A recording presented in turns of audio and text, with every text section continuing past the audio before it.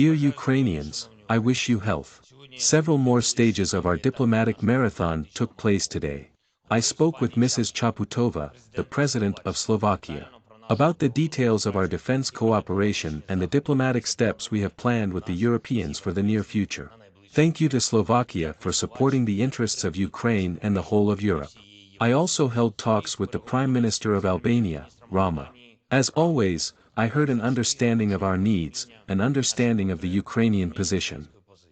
In general, thanks to the negotiations this week, we managed to significantly strengthen the resoluteness of our partners to increase the supply of weapons to Ukraine.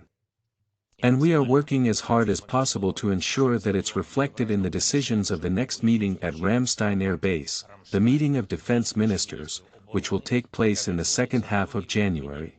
We are also preparing for Ukraine's participation in the events of the World Economic Forum in Davos.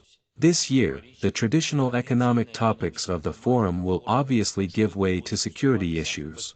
And it's important for us that there is an effective and clear Ukrainian answer to every question of the world regarding security. So be it. I took part in a special, solemn meeting of the Lithuanian Parliament. Lithuania celebrated the Day of the Defenders of Freedom, the anniversary of the events of January 1991, when people defended the independence of their state against the efforts of that time Moscow to maintain control over Lithuania. And today there was a very symbolic meeting, very emotional. I thanked our Lithuanian brothers for all their actions in support of Ukraine and our struggle for freedom and for all their words about the heroism of our people, which were and will be heard in Lithuania.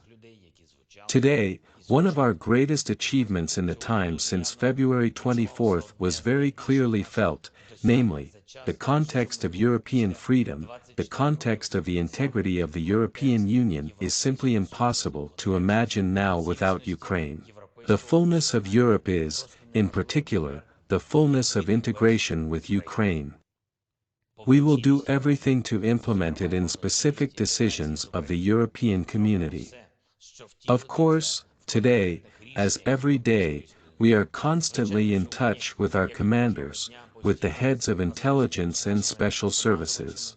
The tough battle for Donetsk region continues, the battle for Bakhmut and Soledar, for Kreminna, for other towns and villages in the east of our country continues. Although the enemy has concentrated its greatest forces in this direction, our troops, the armed forces of Ukraine, all defense and security forces, are defending the state. I thank every soldier, sergeant, officer of brigades and other army units who are bravely and steadily performing their tasks. I thank the fighters of the Kraken unit for their decisive actions to destroy the enemy near Soledar. Thanks to the soldiers of the International Legion of the Defense Intelligence of the Ministry of Defense and the Shaman unit, who are bravely defending Bakhmut. 324 days of the full-scale war, and how things have changed for Russia. They are already gnawing at each other over who should be credited with some tactical advance. It's a clear signal of failure for the enemy. And it's another incentive for all of us to put more pressure on the invaders and to inflict heavier losses on the enemy. Thanks to everyone who makes it happen, both on the front lines and all our other fronts.